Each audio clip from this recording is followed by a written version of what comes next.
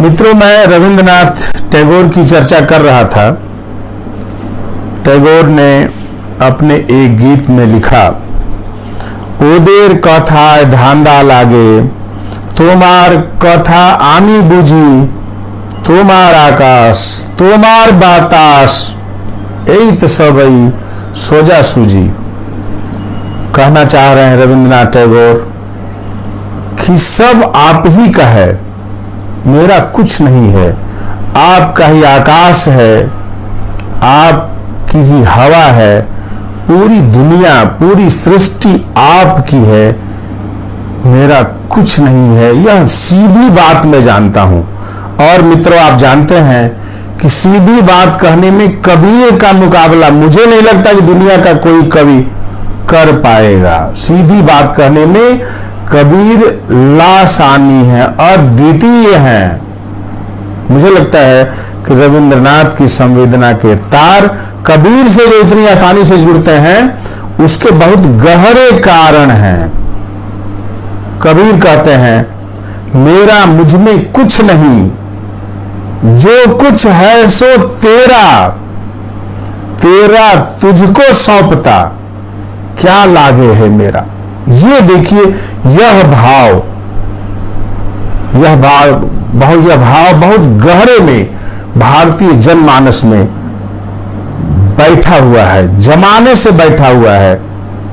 इसमें भूमिका हमारे वेदांत की हो सकती है, इसमें अन्य दार्शनिक प्रणालियों की भूमिका हो सकती है, लेकिन मानस में यह है, भारतीय चित्त में यह भाव बैठा हुआ है, तेरा तुझको सौंपता, क्या लागे है मेरा। आप देखिए रविंद्रनाथ की कविता के तार किस तरह से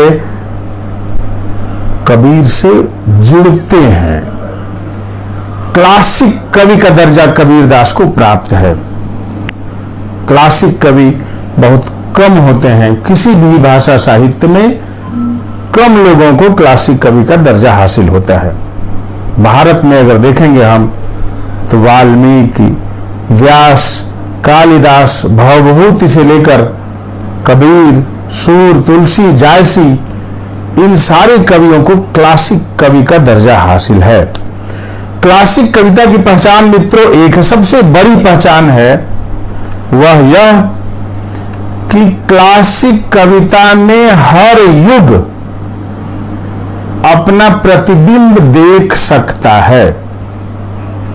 हर जमाने में हम उसको नए सिरे से अपने लिए प्रासंगिक पाते हैं, अपने लिए अर्थवान पाते हैं।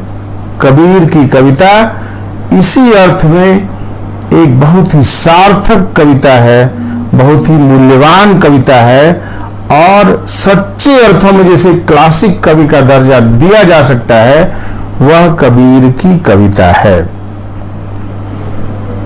आचार्य हजारी प्रसाद द्विवेदी ने एक बहुत अच्छी बात कही है। द्विवेदी जी ने तो न जाने कितनी अच्छी बातें कही हैं। कबीर का मूल्यांकन जिस तरह से आचार्य हजारी प्रसाद द्विवेदी ने किया, वह अपने आप में मील का पत्थर है। एक जगह उन्होंने कहा कि कबीर दास एक ऐसे चौरास्ते पर खड़े हैं जहां एक ओर से हिंदुत्व निकल जाता है तो दूसरी ओर से मुसलमानत्व निकल जाता है। एक ओर से ज्ञान मार्ग निकल जाता है, दूसरी ओर से योग मार्ग निकल जाता है। एक ओर से निर्गुण निकल जाता है, दूसरी ओर से सगुण निकल जाता है।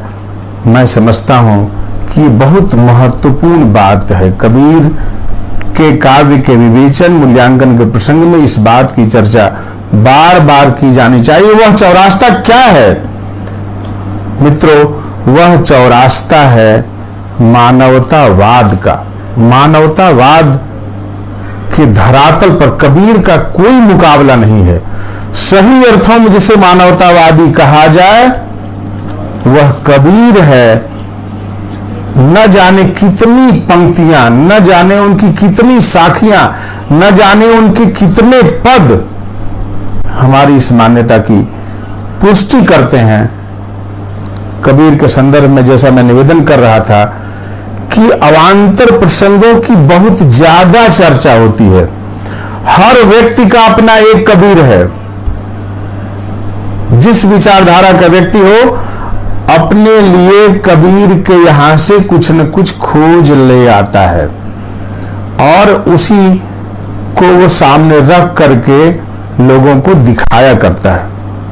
हर बड़े कवि में इतनी जगह होती है, इतनी स्पेस होती है, हर बड़ी कवि में होती है।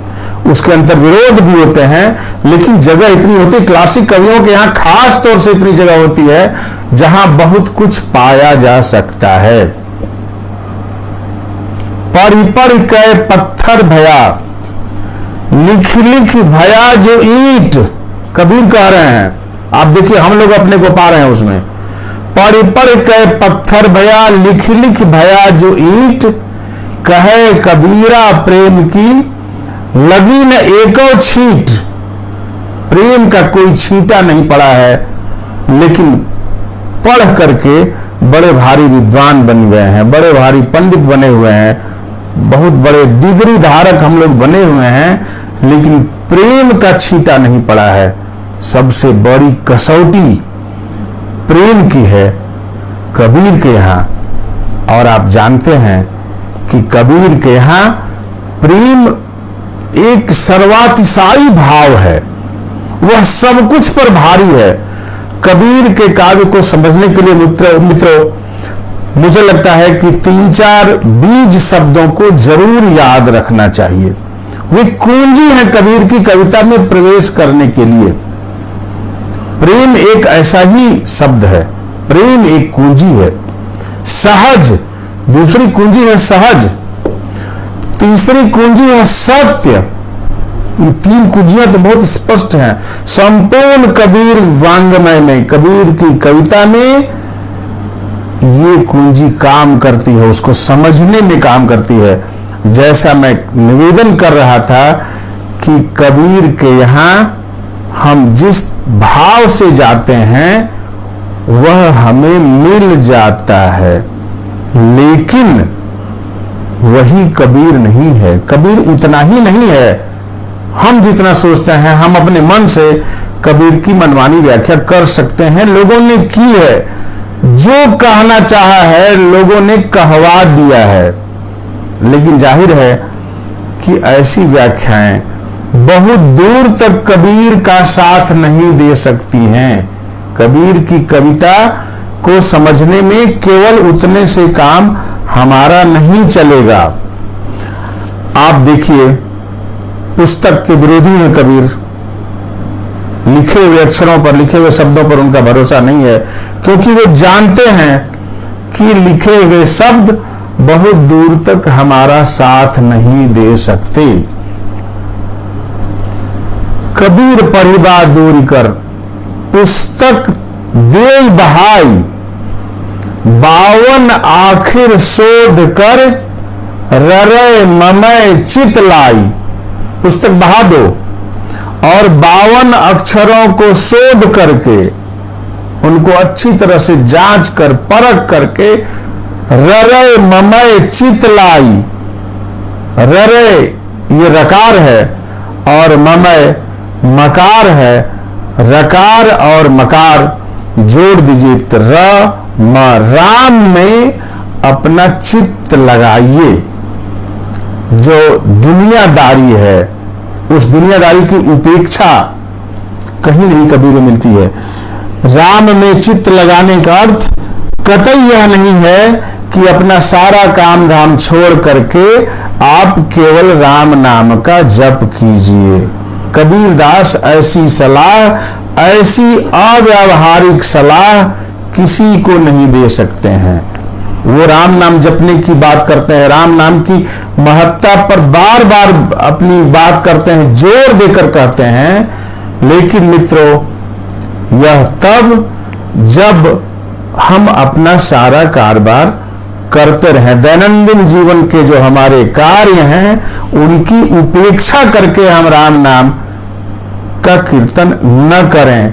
कबीर यहां तक हमारा साथ नहीं देंगे। वो यहां भी चेतावनी देते हैं, बार बार चेतावनी देने का काम कबीर ने बहुत किया है। आप जानते हैं कि उनके दोहों को जिस तरह से वर्गीकृत किया गया है, उनमें एक वर्ग चेतावनी को अंग है।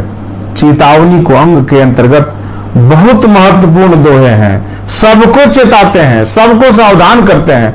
बड़ा कवि सावधान करता है और हमको बताता है, हमारी आंखों में आंखें डालकर बताता है कि तुम कहां गलती कर रहे हो, तुम कहां फंसे हुए हो और तुमको इससे निकलने का क्या रास्ता हो सकता है, वो सुझाता है। कबीर विषय विकारों पर बार बार आते हैं और वो चर्चा करते हैं, हमको बताते हैं कि हम सारे लोग विषय वासनाओं में बुरी तरह फंसे हुए हैं, पूरी दुनिया फंसी हुई है। और ये विषय विकार हम सब लोग जानते हैं कि 5 खास हैं जो सबसे बड़े माने गए हैं। कबीर की निगाह में ये मनुष्य के सबसे बड़े शत्रु हैं, सबसे बड़े दुश्मन यही हैं।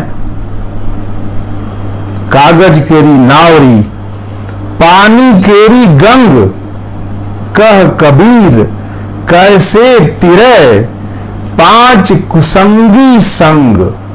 आप देखिए कबीर की कविता को जब तक आप खोलेंगे नहीं, उसमें प्रवेश करने की क्षमता आप में नहीं होगी, उसकी इच्छा नहीं होगी और उसके लिए आप पसीना बहाने को तैयार नहीं होंगे, तब तक कबीर को आप ठीक ठीक समझ नहीं पाएंगे। पार जाने की इच्छा है, नाव है साथ में, लेकिन मित्रों नाव वह कागज की है। और पानी केरी गंग, पानी भरा हुआ है नदी में, उस पार जाएं कैसे? सबसे बड़ा संकट तो यह है कि कागज की नाव में हमारी सवारी है और उससे बड़ी मुसीबत यह है कि 5 कुसंगी साथ में हैं हमारे। 5 कुसंगी कौन हैं? वही 5 कुसंगी हैं जिनसे बचने के लिए कबीर हमको सावधान करते हैं, बार बार चेतावनी देते हैं कि तुम इनसे बचो। काम, क्रोध, मद, मोह, लोभ, इनसे बड़ा मनुष्य का कोई दुश्मन नहीं है। सभी काल के ऋषि मुनियों ने, सभी कालों के विचारकों ने, चाहे वो दुनिया की किसी भी भाषा में लिखने वाले विचारक हों, चिंतक हों, दुनिया के किसी भी क्षेत्र में रहने वाले चिंतक हों, विचारक हों, उन सब ने बार बार हम लोगों को बताया है, सावधान किया है। कबीर जिस तरह से सावधान करते हैं, इस जगह भी उनका कोई मुकाबला नहीं है। अनेक उदाहरणों से वे हमें सावधान करते हैं और कहते हैं कि तुम लोभ के वशीभूत हो, तुम स्वाद के वशीभूत हो, स्वाद के साथ तुम चले जा रहे हो। गए स्वाद के साथ कबीर मन बिकरय पड़ा, गए स्वाद के साथ। कह रहे हैं कि मन हमारा विकारग्रस्त है, विकारों के साथ चल रहा है और गया स्वाद के साथ, स्वाद के साथ वो चला गया। स्वाद एक बहुत बड़ा कारण है बहुत सारे अनर्थ का। बहुत सारी चीजें हम लोग भी जो हजम नहीं कर पाते हैं, वह भी चाहते हैं अंदर कर लें। परेशानी उसकी बाद में सामने आती है। यह बात केवल भोज्य पदार्थों के संदर्भ में ही नहीं है, विचारों के संदर्भ में भी है।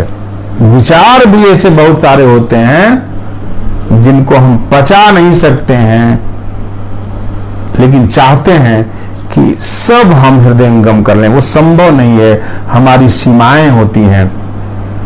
कबीर विकार को जो जीतता है उसको संत मानते हैं।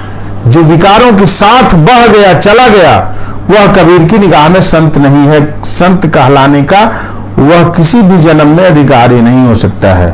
मन को मारे सो होई फकीर, जिसने मन पर नियंत्रण नहीं किया वह फकीर नहीं हो सकता है, साधु नहीं हो सकता है, वह संत नहीं हो सकता है। कबीर ने बार बार हम लोगों को इस संदर्भ में भी चिताया है। आप देखिए कि कबीर जिस जमाने में रह रहे थे उसको विद्वानों ने, इतिहासकारों ने कहा कि वह सामंतवाद का युग था। सामंतवाद बहुत प्रभावी था और आप जानते हैं कि सामंतवाद में जो वर्ग वैषम्य होता है वो बहुत गहरा होता है, गहरी विषमता होती है। समाज में इतनी खाई होती है एक वर्ग और दूसरे वर्ग में कि आप मध्यकाल के समाज के बारे में जब जानते हैं तो बहुत मुश्किल में पड़ते हैं, बहुत पीड़ा होती है। कबीर जैसे जागरूक कवि का मन पीड़ा से भर उठता है जब वह अपने जमाने के समाज को देखते हैं और उसमें वे वर्ग वैषम्य पाते हैं। उनके दो दोहों की चर्चा मैं करना चाहूंगा। उन्होंने कहा, कुंभरा एक कमाई माटी, बहुविध जुगत बनाई, एकन मैं मुक्ताहल मोती, एकन व्याधि लगाई, एकन दीना पाट पटंबर, एकन सेज निवारा, एकन दीना गरे गुदरी, एकन सेज प्यारा। मित्रों, कम लोग इन पंक्तियों की चर्चा करते हैं। हम देखें कि इन पंक्तियों में कबीर किस तरफ संकेत करते हैं। संकेत क्या करते हैं, बल्कि खुल करके बता रहे हैं। कुंभरा एक कमाई माटी। ये कुम्हार कौन है? कुम्हार जाहिर है कि वो ब्रह्म है। ये मध्यकाल का समाज है जिसमें ब्रह्म के लिए कुम्हार शब्द का इस्तेमाल किया जा रहा है। इससे मध्यकालीन जो सामाजिक व्यवस्था है उस पर भी एक रोशनी पड़ती है। इस पर भी हमको ध्यान देना चाहिए। मैं समझता हूं मित्रों, कह रहे हैं कबीर कि एक कुम्हार ने मिट्टी से कई तरह के बर्तन बनाए हैं, बहुविध जुगत बनाई, कई तरह की युक्ति लगा करके उन्होंने बनाए हैं ये बर्तन। लेकिन एकन में मुक्ताहल मोती, एकन व्याध लगाई। एक में मुक्ताहल मोती भरे हुए हैं और दूसरे में व्याधियां भरी हुई हैं। एकन दीना पाट पटंबर। पाट पटंबर मित्रों रेशम को कहते हैं। पाट अंबर रेशम का कपड़ा मध्यकाल में भी बहुत कीमती होता था, बेहद मध्यकाल में ज्यादा कीमती होता था ये। एकन दीना पाट पटंबर, एकन सेज निवारा, एकन दीना गरे गुदरी, एकन सेज प्यारा। आप इन पंक्तियों में जो शब्द आए हैं उनको समझने की कोशिश करें तो बहुत कुछ स्पष्ट हो जाता है। एक को पाट और पटंबर हासिल है, रेशमी वस्त्र हासिल है, और सेज उसको निवार का हासिल है। निवार का सेज, निवार का पलंग, हिंदी भाषी राज्यों में जो लोग रहते हैं जानते हैं, निवार का पलंग हासिल है। आम जनता को यह हासिल नहीं है। एक दीना गरे गुदरी, दूसरे को गुदरी, किसी तरह से गुदरी में वो अपने को लपेट कर सोता है, अपना जीवन यापन उसमें करता है, उसी को ओढ़ता है, उसी को बिछाता है। एक सेज प्यारा, और प्यारा कहते हैं धान के पुआल को। धान का पुआल भी बिछावन का काम करता है। हिंदी भाषी राज्यों में जहां धान होता है वहां के मित्र अच्छी तरह से जानते हैं कि जाड़े में पुआल कितना महत्वपूर्ण बिछावन बन जाता है। गरीबों के लिए अगर कोई दूसरा सहारा नहीं है तो पुआल में घुस करके वो जाड़े से ठिठुरती हुई रात में अपना समय बिताते हैं। कबीर इस वर्ग वैषम्य को देखकर परेशान होते हैं, दुखी होते हैं, चिंतित होते हैं और कहीं न कहीं उनकी पीड़ा उनकी कविता के रूप में सामने आती है। कबीर के यहाँ ऐसी पंक्तियां बहुत सारी हैं। हम लोग अक्सर इन पंक्तियों से अपनी नजरें चुराकर निकल जाते हैं, निकल जाना चाहते हैं। निकलना चाहिए नहीं। किसी की भी कवि के पास अगर हम जाएं तो खुले मन से जाएं, लेकिन होता वही है जिसकी ओर मैं संकेत कर रहा था। हर आदमी का अपना एक कबीर है जो उसको अपने हाथ में लिए हुए खड़ा है और दूसरे के हाथ में जो कबीर है उससे लड़ाने में अपनी पूरी ताकत लगाए हुए है। यह गलत तरीका है। कविता को पढ़ने का यह ढंग निहायत ही फूहड़ ढंग है। कबीर हम सबके हैं, लेकिन कबीर हम में से किसी के नहीं है। कबीर के हम सब हैं, इसमें कहीं कोई संदेह नहीं है। लेकिन अगर हम चाहते हैं कि कबीर जो हम समझ रहे हैं उतना ही रहें, तो कबीर किसी के वश में आने वाले जीव नहीं हैं। वे ऐसे कवि नहीं हैं जो कहीं बंद कर रह सकते हैं। ऐसे भी जो सच्चा कवि होता है वह बंद कर रहना नहीं चाहता है। वह अपने लिए एक अलग दुनिया का निर्माण कर लेता है। कबीर एक ऐसी दुनिया का निर्माण कर लेते हैं जहां कि किसी तरह का गम नहीं है। यह ऐसे बेहद्दी मैदान में चले जाते हैं जहां की इस तरह की चीजें, इस तरह के भेदभाव जो हमारे यहाँ जो गहरी खाई है, जो गहरा वैषम्य है कबीर के जमाने में रहा है, उस तरह का भेदभाव जहां नहीं हो। अपारे काव्य संसारे कबीरे प्रजापते। आप देख लीजिए, कहा गया है कि अपनी दुनिया निर्मित कर लेता है कवि और वह दुनिया निराली होती है। लेकिन मित्रों, यह भूल से मत सोचिएगा कि कबीर की वह दुनिया जो उनका मानस निर्मित करता है इस दुनिया से निहायत भिन्न, ऐसा भिन्न नहीं है। वह संसार भी इस संसार से जुड़ा हुआ है।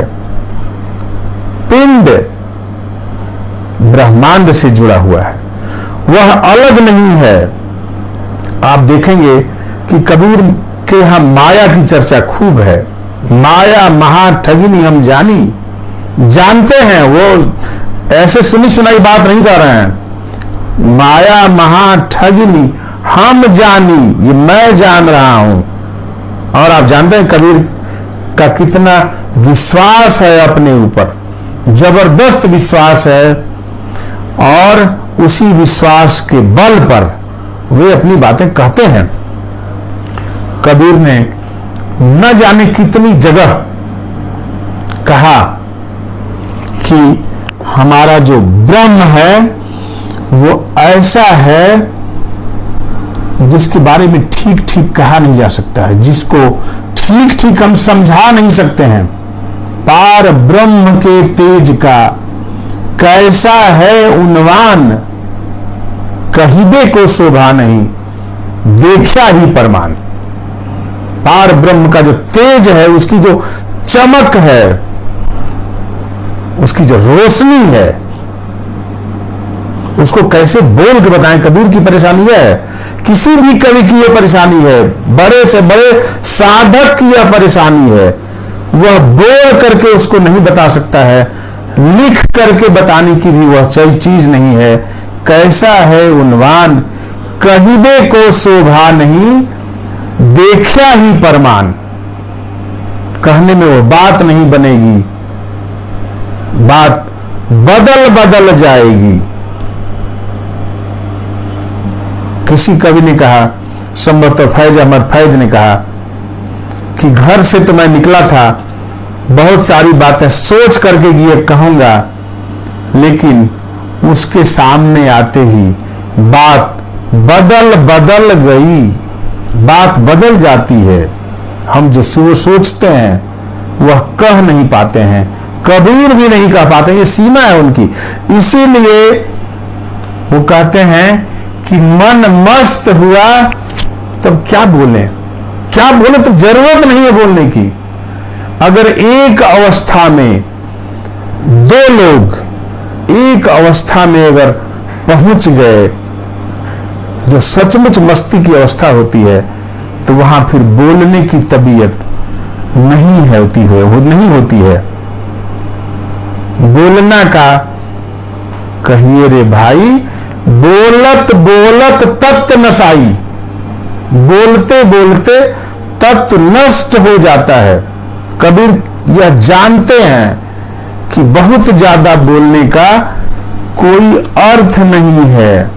और आप जानते हैं कि कबीर के पद रहस्यवादी सांचे में भी ढले हुए पाए जाते हैं और विद्वानों ने तरह तरह से उनकी व्याख्या की है।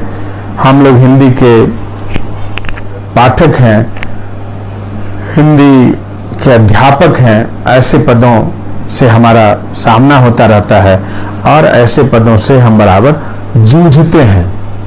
एक बात साफ तौर से समझ लेनी चाहिए कि कबीर का जो रहस्य है वह उतना रहस्यपूर्ण नहीं है जितना पुस्तकों में दिखाई देता है। पुस्तकों के माध्यम से उसको समझने की हमारी कोशिश अक्सर निष्फल होती है, हम उसको ठीक ठीक नहीं समझ पाते हैं। चिंटी के पग नेउर बाजे सो भी साहब सुनता है। एक जगह कबीर कहते हैं कि ना जाने तेरा साहब कैसा है। चिंटी के पग नेउर बांधे सो भी साहब सुनता है। चिंटी के पग, आप कल्पना कीजिए कितनी दूर की सोच रहा है कवि। चींटी के पग में नूपुर बंधे हुए हैं, उन नूपुरों की जो ध्वनि निकल रही है वह भी साहब सुनता है। ना जाने तेरा साहब कैसा है। हम उस साहब को सुनाने के लिए घंटा बजाते हैं, घड़ियाल बजाते हैं, शंख बजाते हैं और कहीं मस्जिद में अजान दी जाती है, जोर जोर से वहां भी पुकारा जाता है। क्या हमारा साहब इतना कमजोर है जो उसको नहीं जान सकता है, जो नहीं सुन सकता है? कबीर का रहस्यवाद बहुत स्पष्ट है, कोई बहुत झमेले की चीज नहीं है। मैं समझता हूं कि कबीर ने जिन उपमानों के माध्यम से अपनी बात की है, परमात्मा और आत्मा के संबंधों को जिन उपमानों के माध्यम से, जिन रूपकों के माध्यम से उन्होंने स्पष्ट करने की कोशिश की है, वो बहुत साफ हैं। उनको बहुत ज्यादा उलझाने की जरूरत नहीं है। अलह राम की गम नहीं, तहां कबीर रहा ल्यो लाई।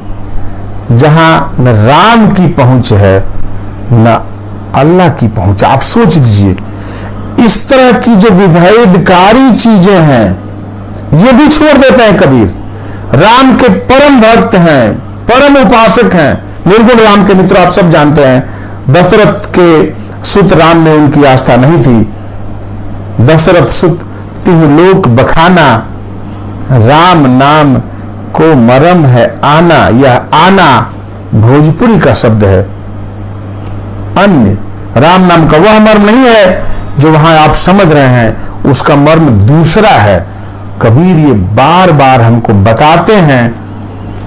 राम के बड़े भारी उपासक हैं, निर्गुण राम को जपने की बार बार बात करते हैं, रका और मगार की महत्ता बतलाते हैं। लेकिन ऐसे देश में निवास करना चाहते हैं जहां राम भी नहीं रहेंगे, रहीम भी नहीं रहेंगे, अल्लाह नहीं रहेंगे। सोच लीजिए वह कैसा देश है। और वह देश ऐसा है जहां कि इस तरह का कोई विकार नहीं होगा जिस तरह के विकारों में मनुष्य जकड़ा हुआ है। कबीर का एक दोहा बार बार उद्धृत किया जाता है, एक तरह से नारे के रूप में भी उसका लोग इस्तेमाल करते हैं। जो घर जा रहे अपना चले हमारे साथ। आप देख लीजिए कि जो घर फूके अपना, जो घर जा रहे अपना चले हमारे साथ। बोलने वाले लोग इस भाव से कहते हैं जैसे लगता है कि कबीर किसी के घर में आग लगाने की बात करते हैं, किसी के छप्पर जलाने की चिंता कर रहे हैं, किसी के छप्पर को जलाने की बात करते हैं। कतई ऐसा नहीं है। व्यंजना महत्वपूर्ण होती है कविता में। कविता में शब्द कवि इस्तेमाल करता है, उसके बाद शब्द अपना काम स्वयं करते हैं। लक्षणा और व्यंजना। आप व्यंजना देखिए, वो घर कौन सा है, किस घर को जलाने की बात करते हैं मित्रों? वह घर वही है जिसमें हमारा निवास है। 24 घंटे हम इसमें रह रहे हैं। जो सारे जो हमारे मनोविकार हैं, जो विषय वासनाएं हैं, जिन कुसंगियों की चर्चा, जिनकी भर्त्सना कबीर कर चुके हैं, जिनकी चर्चा मैंने की थी, उन्हीं के साथ हम रहते हैं। जिस घर में, उस घर को जलाने की बात करते हैं। इसलिए कबीर का साथ देने की हिम्मत कम लोगों में होती है। यह घर नहीं है, कतई नहीं है। हमारा आपका जो घर दिख रहा है, जो दृश्यमान घर है, उस घर से उसका कोई संबंध नहीं है। आप में वह चीज आए, हम में यह चीज आए, हम में यह चीज हम सीखें। कबीर हमारे सामने एक चुनौती के रूप में इसीलिए बार बार खड़े होते हैं। आप देखिए कि कबीर एक जगह कहते हैं, अवधू भूले को घर लावे, सोजन हमको भावे। भूले को घर लावे।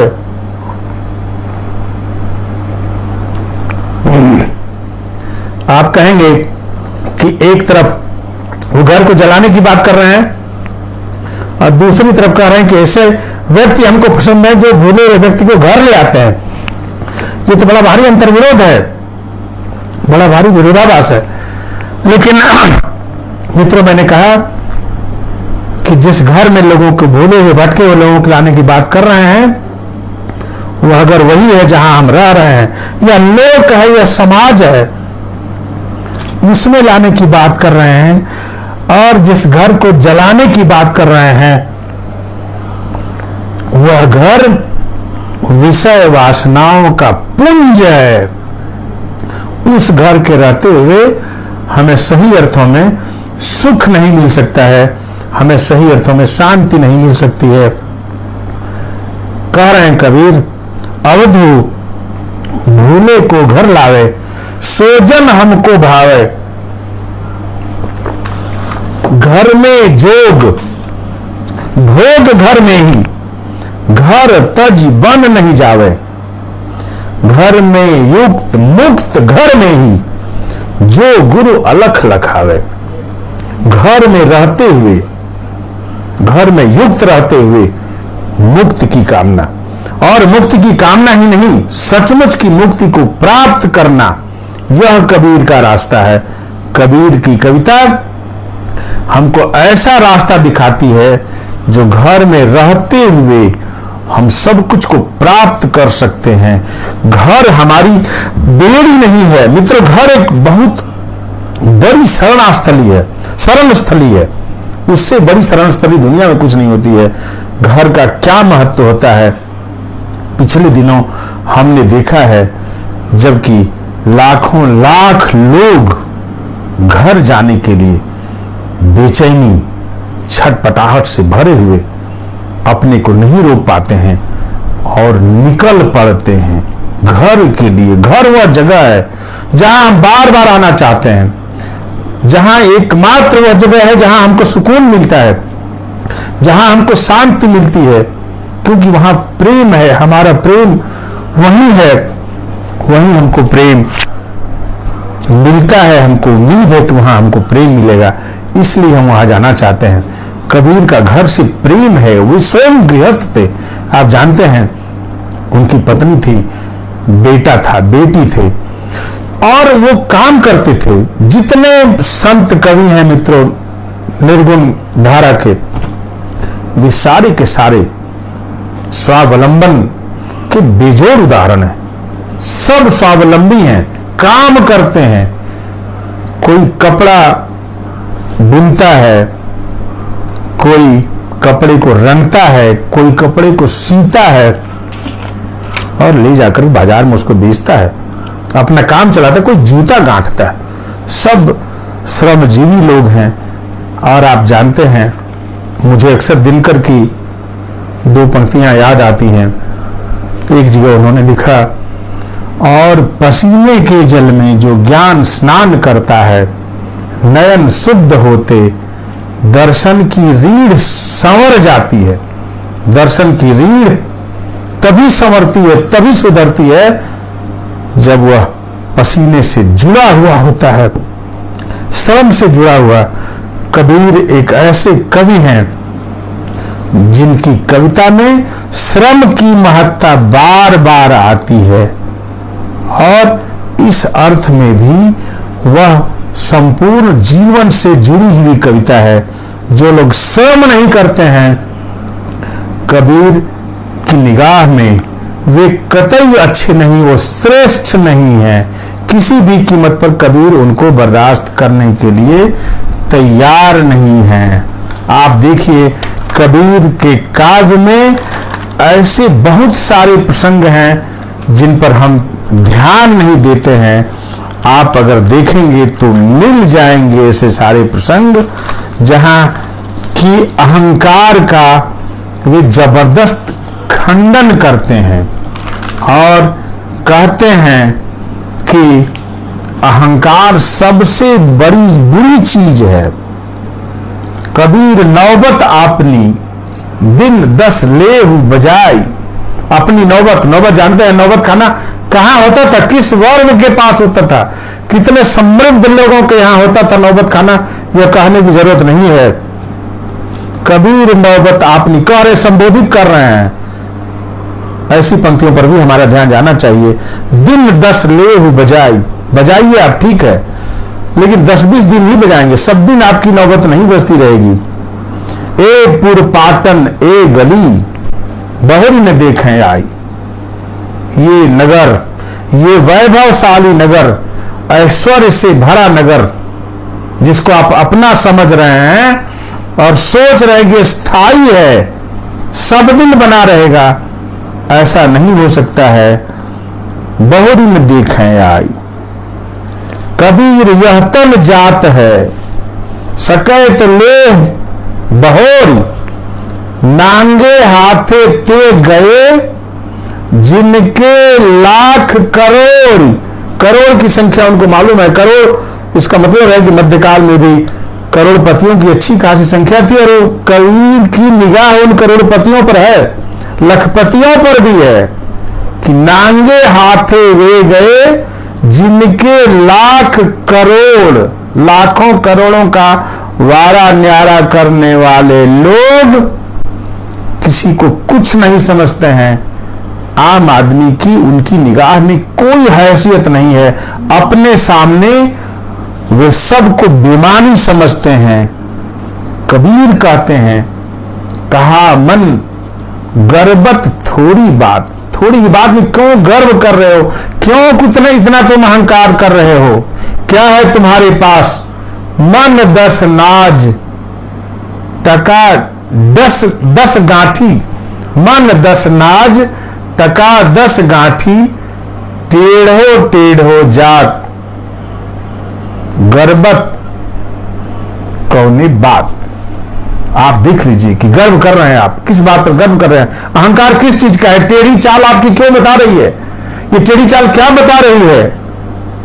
आपकी टेढ़ी पगड़ी क्या बता रही है, शान शौकत। कबीर इसको देख करके सोचते हैं कि कैसे अज्ञानी ये लोग हैं। इसी को समझ रहे हैं कि सब दिन चलेगा, सब दिन यह नहीं चलेगा। कहा मन गर्वस थोड़ी बात। जिसको ये बड़ा समझ रहे हैं वह सचमुच है नहीं बड़ा। मित्रों, आप कबीर की कविता में देखेंगे कि इतनी जगह उन्होंने लोगों की आंखों में आंखें डालकर कहा है, सावधान किया है, बताया है कि तुम ऐसे मत करो, तुम ऐसे मत चलो, ऐसी टेढ़ी चाल तुम्हारी भी नहीं रहेगी, सीधे हो जाओगे तुम भी। जहां जाना है काल सबको बराबर कर देगा। काल गहे कर केस, ना जाने कब मारू हैं, कै घर कै परदेश। कहां मारेगा आपको कुछ पता नहीं है। ये किसको संबोधित कर रहे हैं, आप ध्यान रखिएगा।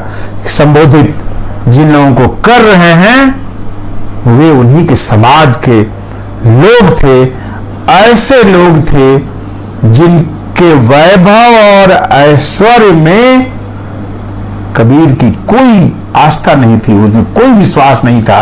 और उसकी क्षण भंगुरता को देख करके कबीर उन पर तरस खाते हैं, कबीर को उन पर दया आती है। आप देखिए, एक जगह कबीर ने कहा, सतवंती को गजी मिले नहीं, बेसिया पहिरे खासा है। सतवंती को गजी मिले नहीं। मित्रों, गजी बहुत बहुत मोटा कपड़ा होता था जिसको स्त्रियां धारण करती थी मध्यकाल में। इतिहासकारों ने इसकी चर्चा की, अच्छी खासी चर्चा की है। बहुत मोटा कपड़ा किसी तरह से उपलब्ध हो पाता था वह कपड़ा भी सतवंती स्त्रियों के लिए, जो अच्छी स्त्रियां हैं। अपने समाज को किस रूप में देख रहे हैं कबीर, देखिए आप। सतवंती को गजी मिले नहीं, मोटा कपड़ा भी उपलब्ध नहीं है उन्हें। बेसिया पहिरे खासा है।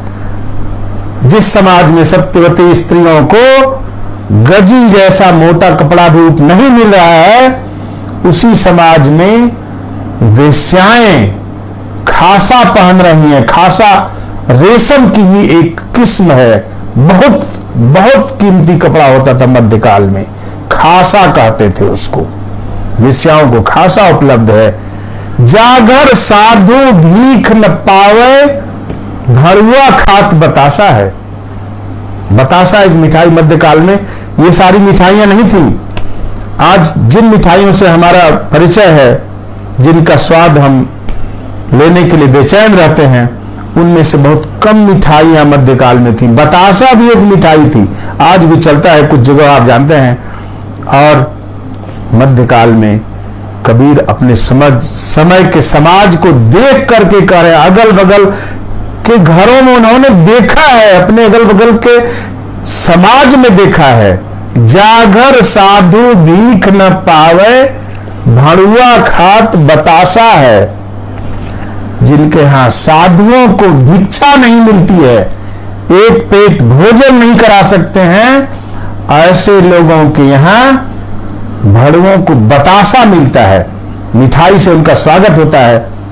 यह बात क्या केवल मध्यकालीन समाज तक सीमित है? मित्रों, यह गलती हमें नहीं करनी चाहिए। यह बात मध्यकालीन समाज तक जितनी दूर तक लागू होती है मध्यकालीन समाज पर, उससे कहीं अधिक दूर तक हमारे समकालीन समाज पर लागू होती है। कितना बड़ा वैषम्य, कितनी बड़ी खाई लगातार बनती गई है समाज में। दुर्भाग्य से यह खाई बनती जा रही है। कबीर हमको अपने लगते हैं। बड़े कवि की एक निशानी यह होती है कि जब हम उसकी कविता को पढ़ते हैं तो हम अपने को उसके काल में समझने लगते हैं, उस काल में अपने को उपस्थित पाने लगते हैं। और उसकी दूसरी विशेषता यह होती है कि जब उसकी कविता को हम पढ़ते हैं तो उस कवि को हम अपने समय में पाने लगते हैं। हम भी वहां मौजूद हैं एक पाठक के रूप में, और वह कवि भी हमारे समय में मौजूद है एक कवि के रूप में, एक मार्गदर्शक के रूप में। यह बात बहुत महत्वपूर्ण लगती है कबीर की कविता के संदर्भ में। खास तौर से यह बात मुझे बराबर याद आती है और मैं इसको बार बार याद करता हूं कबीर इस संसार को समझाऊं कै बार, कितनी बार समझाऊं। बार बार समझाने के चक्कर में पड़े रहते हैं कबीर, लेकिन दुनिया है कि समझती नहीं, इतनी आसानी से दुनिया कभी नहीं समझती है। व्यास भी, महाभारत के रचनाकार व्यास, 18 महापुराणों के रचयिता माने जाने वाले व्यास भी कहते हैं कि मैं अपने दोनों हाथ उठा करके कहता हूं कि यह सत्य है, लेकिन कोई मानने वाला तैयार नहीं है। व्यास की बात लोगों ने नहीं सुनी, कबीर की बात भी लगता है कि मध्य युग के लोगों ने नहीं सुनी। आज भी हम उनकी बातें ठीक ठीक सुन रहे हैं। यह नहीं कहा जा सकता है, सुनना एक बात है, गुनना दूसरी बात है, और इससे भी आगे की बात है उसके हिसाब से आचरण करना। कबीर हमेशा आचरण पर जोर देते हैं, हमेशा आचरण की पवित्रता पर बल देते हैं। वेद कतेब कहो मत झूठा, झूठा जो न विचारे। ये कबीर की पंक्तियां हैं कि वेद कतेब के चक्कर मत पड़ो कि मैंने गाली दी पुस्तक को, तुम भी गाली देने लगे। मैंने वेद को निगेट किया, कहा कि असार है, सब कुछ है, कुरान बेकार है, ये है, पुराण बेकार है, तुम भी उसमें पड़ गए। नकल, और आप नकल जानते हैं मित्रों बहुत खतरनाक होती है। नकल हमको कहीं का नहीं रहने देती है। कबीर कह रहे हैं कि ठीक है, एक जगह मैंने ये बात देखी, लेकिन दूसरी जगह मैं यह भी देख रहा हूं कि वेद और पुराणों में भी कुछ सार है।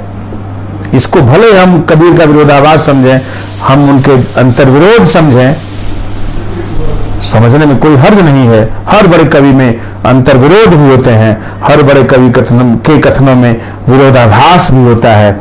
लेकिन मित्रों, यह बात हमें जरूर याद रखनी चाहिए कि कबीर वेदों और पुराणों के उतने विरोधी नहीं है जितने कि आचरण की पवित्रता के समर्थक हैं।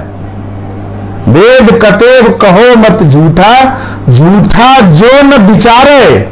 जो विचार नहीं करता, जो उस पर आचरण नहीं करता, केवल विचार नहीं, मामला केवल विचार तक सीमित नहीं है, आचरण तक उनकी निगाह है। और अगर आचरण उस हिसाब से हम नहीं करते हैं तो हमारे ज्ञान का कोई अर्थ नहीं है। ज्ञान तभी ज्ञान है जब हम उसके हिसाब से आचरण करते हैं। आचरण की पवित्रता कबीर में बार बार मिलती है, उस पर जोर मिलता है। मित्रों, सब लोग, हम लोग जानते हैं कि कबीर की कविता कहीं न कहीं संबोधित करती है। अक्सर वो संबोधित करते हैं, कभी कहीं अवधि को संबोधित करते हैं, कभी भाई को संबोधित करते हैं, कहीं साधु को संबोधित करते हैं, कहीं संत को संबोधित करते हैं, बराबर संबोधित करते हैं।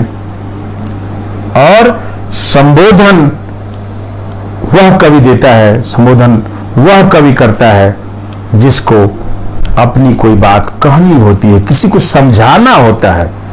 कबीर समझाने के लिए कवि कर्म से जुड़ते हैं।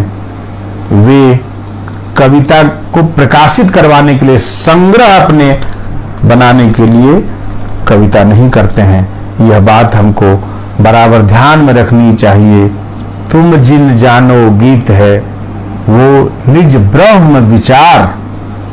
कबीर के यहां जब भी हम जाते हैं तो पाते हैं कि कबीर उन लोगों को कतई बर्दाश्त नहीं कर सकते हैं जो अपने को बहुत ज्यादा समझते हैं, जो समझते हैं कि दुनिया वहीं से शुरू होती है, उन्हीं के पास से, और वहीं तक खत्म हो जाएगी। सबही मदमाते कोई न जाग, संग ही चोर घर मूसन लाग। पंडित मदमाते पढ़ पुराण। पंडित को किस बात का मद है? पुराण पढ़ा है। मुलना मदमाते पढ़ कुरान, काजी मदमाते दे निसाफ। संसार मात्यो माया की धार, राजा मदमाते कर अहंकार। ये सारे लोग अहंकार से भरे होते हैं, चाहे वो काजी हो, मौलवी हो, पंडित हो, राजा हो। प्रेम की जहां जरूरत होती है कबीर वहां उपस्थित होते हैं। केवल ज्ञान के पास कबीर दूर दूर तक जाना पसंद नहीं करते हैं। और जहां अहंकार है मित्रों, जहां हाथी घोड़े और छत्र ध्वजा है, जहां की बड़े बड़े महल हैं, वहां कबीर कभी जाने की दूर दूर तक नहीं सोचते हैं। मन लागो मेरो यार फकीरी में, जो सुख मिलता राम भजन में, सो सुख नाही अमीरी में।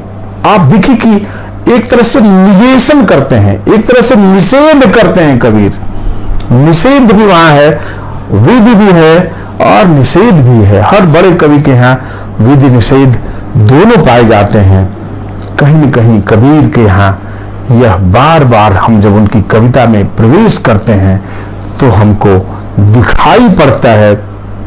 कबीर ने, मुझे लगता है कि इतना कुछ बताया है, इतना कुछ हमको समझाने का प्रयास किया है कि अगर हम चाहें तो जीवन भर उनसे बहुत कुछ ग्रहण करते रह सकते हैं, तब भी उनका खजाना खाली नहीं होगा।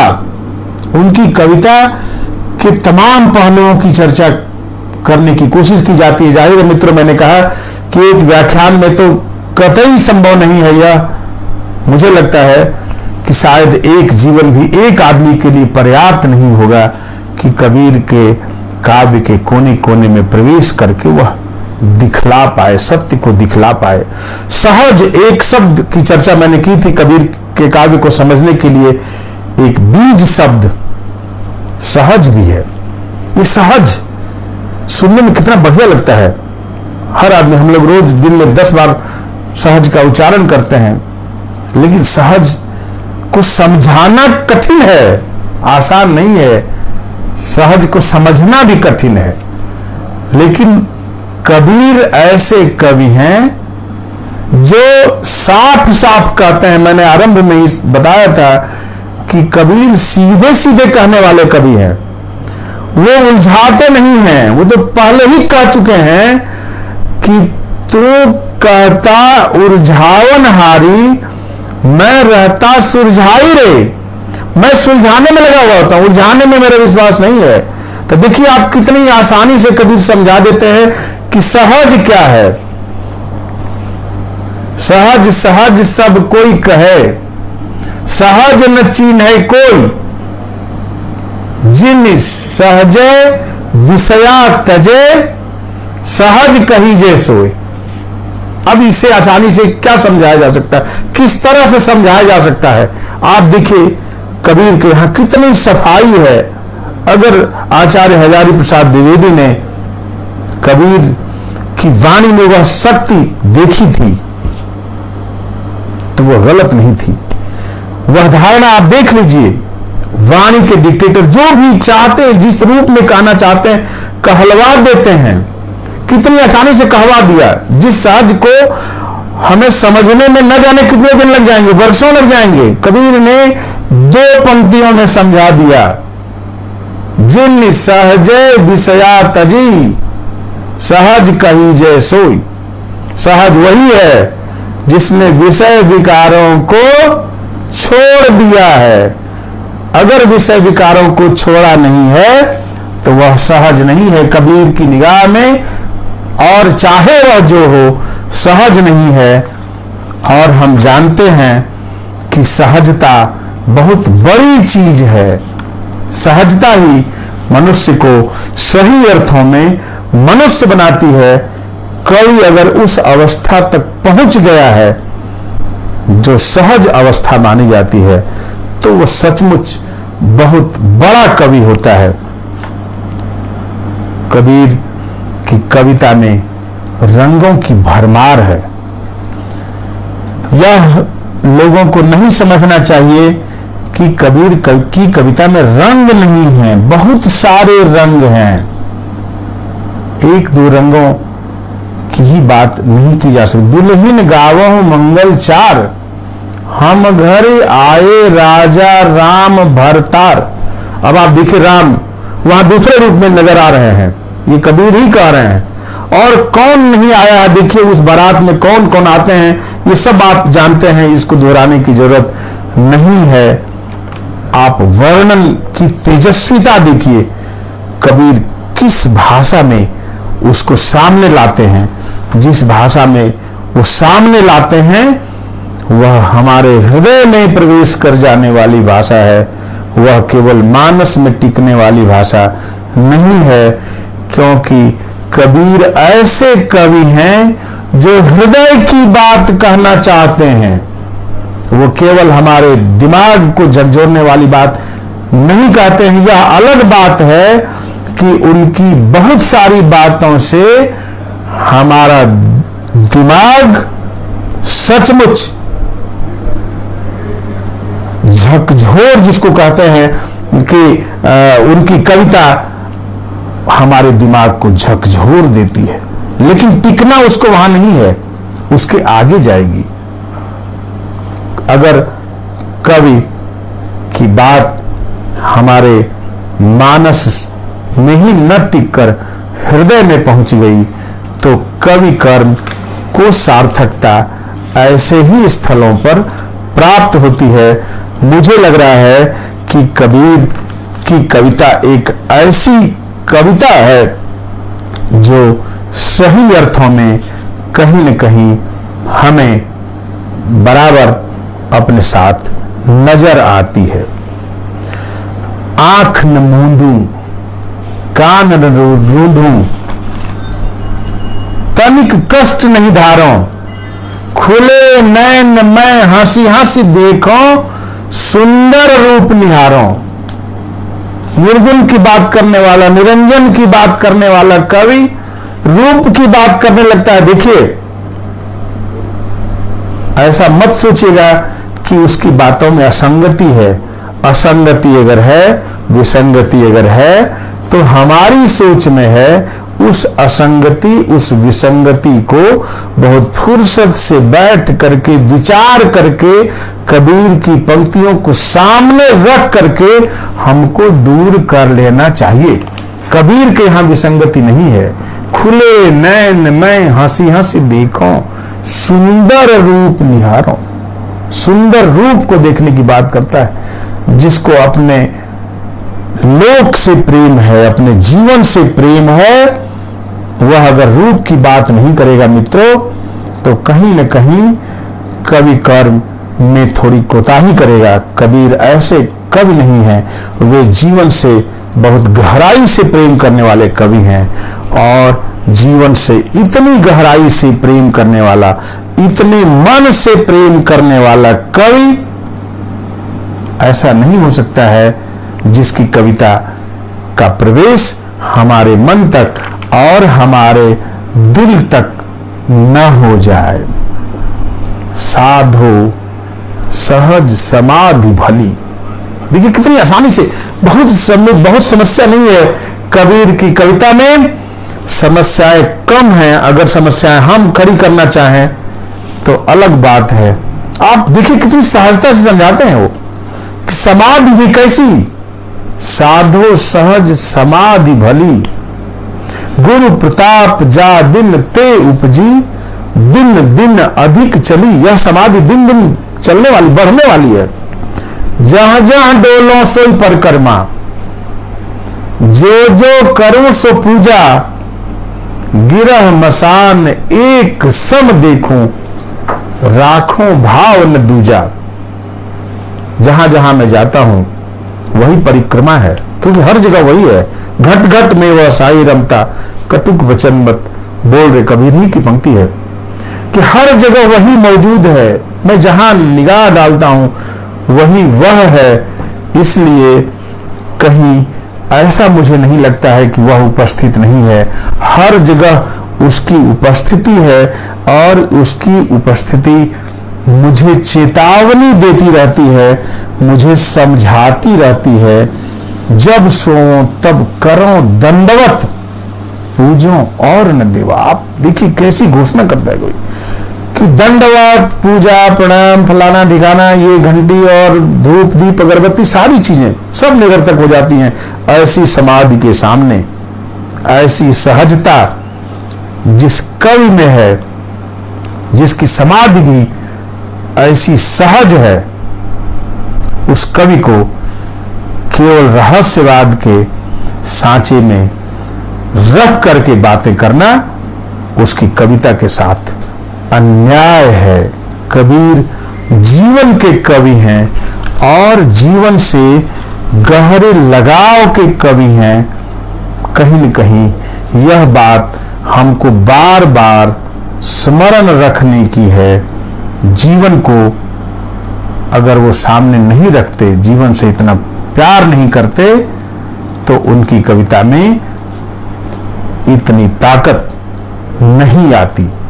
आप जानते हैं मोक्ष, मध्यकाल के हर कवि के यहां मोक्ष की भी बात होती है।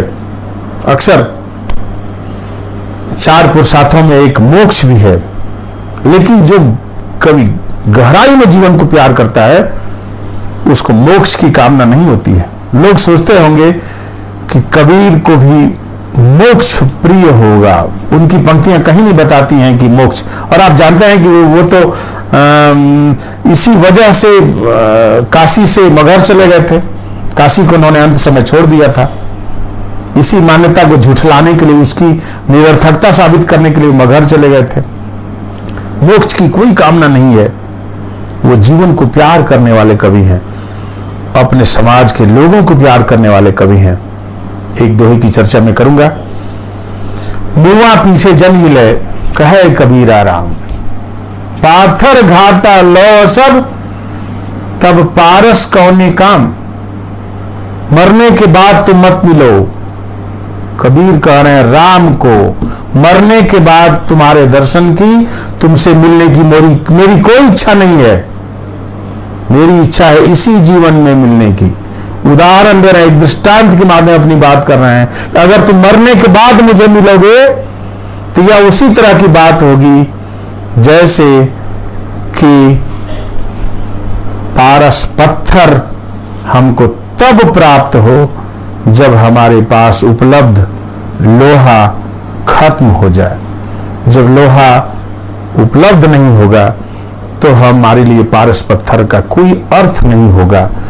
उसी तरह से तुमसे भी अगर मेरा मिलन हो, तुम्हारे भी दर्शन हो, तो इसी जीवन में हो। जीवन से इतना गहरा लगाव जिस कवि को है वही कह सकता है हम न मरें, मरी है संसारा, हमको मिला जिलावन हारा। इतना आत्मविश्वास उसी स्थिति में आ सकता है जिस स्थिति में कबीर पहुंचे हुए हैं। मित्रों, कबीर की कविता के न जाने कितने पक्ष हैं, न जाने कितनी बातें हैं। मैंने बार बार कहा कि सबकी चर्चा कहीं संभव नहीं है। न एक पुस्तक में, न 10-20 पुस्तकों में कबीर को समझने के लिए कबीर के पास जाना पड़ेगा। आज हिंदी आलोचना की ही नहीं, मुझे लगता है कि सभी भाषाओं के साहित्य की आलोचना के सामने एक संकट है। इतनी तरह के वाद खड़े हो गए हैं, इतनी तरह के वाद मतवाद खड़े हो गए हैं कि हर आदमी अपने ढंग से व्याख्या करने के लिए स्वतंत्र है। जिसके मन में जो आए अपनी व्याख्या करे, कोई हर्ज नहीं है। लेकिन मेरा जोर इस बात पर जरूर रहता है मित्रों कि कविता में शब्दों की अहमियत को हम पहचानें, शब्दों की जगह को पहचानें और उन शब्दों के बीच में जो मौन है उस मौन को भी पहचानें। अगर इसकी पहचान हमें नहीं होगी तो किसी भी कवि की कविता को हम ठीक ठीक नहीं समझ पाएंगे। कबीर की कविता को तो और भी नहीं समझ पाएंगे। कविता शब्दों में ही नहीं होती है, लेकिन शब्दों के मार्फत होती है। हमारे सामने कविता जो आती है वह शब्दों में आती है। शब्दों के महत्व को कम करके हम न देखें मित्रों, पाठ पर हमारा ध्यान जरूर रहे।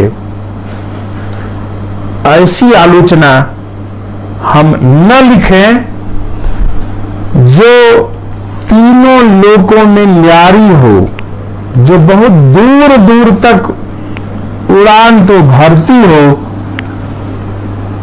अपने डैने खूब फड़फड़ाती हो, लेकिन जिसका जमीन पर कोई ठिकाना नहीं है।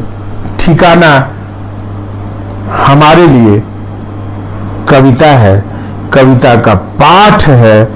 पाठ से अगर हम नहीं गुजरेंगे, पाठ से अगर हम नहीं जूझेंगे, उसको समझने के प्रयास में अगर हम अपना पसीना नहीं बहाएंगे, तो मुझे लगता है मित्रों कि हम किसी भी कविता को ठीक ठीक नहीं समझ पाएंगे। कबीर की कविता को तो बिल्कुल नहीं समझ पाएंगे। इसलिए पाठ की उपेक्षा कतई नहीं होनी चाहिए। कबीर पर भी बहुत कुछ लिखा गया, जैसे मैंने पहले भी निवेदन किया, इतना कुछ लिखा गया ठिकाना नहीं है। इतने झाड़ झंखाड़ों को साफ करने में लोगों ने अपनी पूरी ताकत लगा दी। जिसको देखिए वही झाड़ू लेकर निकला पड़ा हुआ है, वही कह रहा है कि बस मैं ही निकला हूं सफाई करने, मुझसे पहले तो बस जो भी है सब कूड़ा कचरा है। इस भाव से मित्रों अगर हम कबीर के पास जाएंगे तो कबीर के यहां कम से कम हमको जगह नहीं मिलेगी।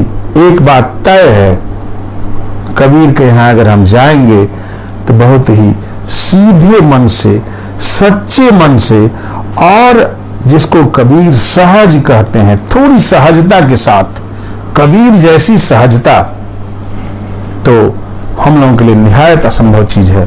लेकिन अगर उसका कुछ हिस्सा, थोड़ा सा भी हिस्सा अगर हमारे पास आ जाए, तो उसके साथ अगर हम जाएंगे तो कबीर की कविता में ही ऐसी कुंजियां उपलब्ध हैं जिनके मार्फत, जिनका उपयोग कर हम उस कविता को खोलने का प्रयास कर सकते हैं। और मुझे लगता है कि ऐसा प्रयास ही फलदायी होगा, और इस तरह का प्रयास बार बार किया जाना चाहिए। एक व्याख्यान की अपनी सीमाएं हैं, मेरी अपनी भी सीमाएं हैं, और हम सारे लोग ससीम हैं कबीर की तरह। बेहद्दी मैदान से हम लोगों का कोई संपर्क नहीं है, बेहद्दी मैदान की कोई झलक हमको नहीं मिली है। हम हद में हैं और अपनी हद को जानते हैं। मित्रों, अगर अपनी हद को हम जानते हैं, उससे हम ठीक ठीक अवगत हैं, तो लगता है मुझे कि हम कबीर के रास्ते पर दो चार कदम आगे बढ़ रहे, ठीक ही दिशा में बढ़ रहे हैं। अपनी हद को न जानना हमारे लिए संकट का कारण बन सकता है। कबीर की कविता, जैसे मैंने निवेदन किया, जैसा कि हमें बहुत कुछ देती है और हमको समृद्ध करती है। सुख में दुख में बराबर कबीर हमारे साथ हैं। लगता नहीं कि 600 साल पहले यह कवि हुआ था, लगता है कि आज है, हमको वह पुकार रहा है। हम जहां जाते हैं, जैसे कबीर ने परमात्मा के लिए कहा कि जहां जहां डोलो सोई पर करमा, जो जो करो सो पूजा। तो हमको लगता है कि हम लोग भी जहां जहां चलते हैं, जहां जहां भी जाते हैं, कबीर हमारे साथ चलते हैं। हमारा साथ कभी नहीं छोड़ने वाला जो कवि है, उसका नाम कबीर है। आज दुनिया जितने बड़े संकट से जूझ रही है उससे निकलने के लिए हजार हजार तरह के उपाय कर रही है। ऐसे उपायों की तलाश के समय भी कहीं न कहीं कबीर हमको याद आते हैं, बहुत ढाढ़स देते हैं और कहते हैं, हाथ हमारी उंगली पकड़कर कहते हैं कि तुम परेशान मत हो, तुम निराश नहीं हो, तुम बहुत चिंतित मत हो। यह भरोसा जो कवि देता है वह कवि है कबीर। उसकी कविता प्राणवान कविता है, एकदम जीवंतता के साथ रची गई कविता है। ऐसी कविता में जीवन का ताप होता है और जीवन का ताप जिस कविता में होता है वह कविता कभी मलिन नहीं होती है, उसकी चमक कभी मद्दिम नहीं पड़ती है। कबीर की कविता एक ऐसी कविता है जिसकी चमक दिन दिन निखरती जाती है, जिसकी लौ कभी बुझने का नाम नहीं लेगी, इसका हमको भरोसा है। और वह लौ हम सबको, हमारे पथ को, संपूर्ण संसार के पथ को आलोकित करने की क्षमता रखती है। ऐसे कवि कबीर की कविता से जुड़ना, उसको पढ़ना, उसका आस्वाद लेना हमेशा बहुत अच्छा लगता है। बड़ी संख्या में उपस्थित अपने मित्रों के साथ संवाद करना और अच्छा लगता है। लेकिन जैसा मैंने एकदम आरंभ में ही कहा था, कबीर के ही शब्दों में कहा था, शब्द मिलावा हो रहा देह मिलावा नाही। आप अलग हम अलग, शारीरिक दूरी हमारी बनी हुई है, लेकिन शब्द मिलावा चल रहा है और शब्दों के मार्फत मिलना कम बड़ा मिलना नहीं है, यह भी एक तरह का सार्थक मिलन है। कबीर की कविता पर कुछ बातें करने, आपसे एक तरह से संवाद, भले ही यह एक तरफा माना जाए, करने का एक अवसर मुझे जवाहरलाल नेहरू विश्वविद्यालय के भारतीय भाषा विभाग के अपने सुधीर मित्रों ने उपलब्ध कराया। आप लोगों से अपनी सीमित बुद्धि के साथ मैंने संवाद करने की कोशिश की। अगर मेरी बातों में असंगतियां लगी हों, विसंगतियां लगी हों, और बहुत स्वाभाविक लगेंगी ही, तो आप उन असंगतियों विसंगतियों को भी थोड़ा फुर्सत से बैठ करके सुलझाने का प्रयास करेंगे। आप सभी मित्रों को एक बार नमस्कार, बहुत बहुत धन्यवाद।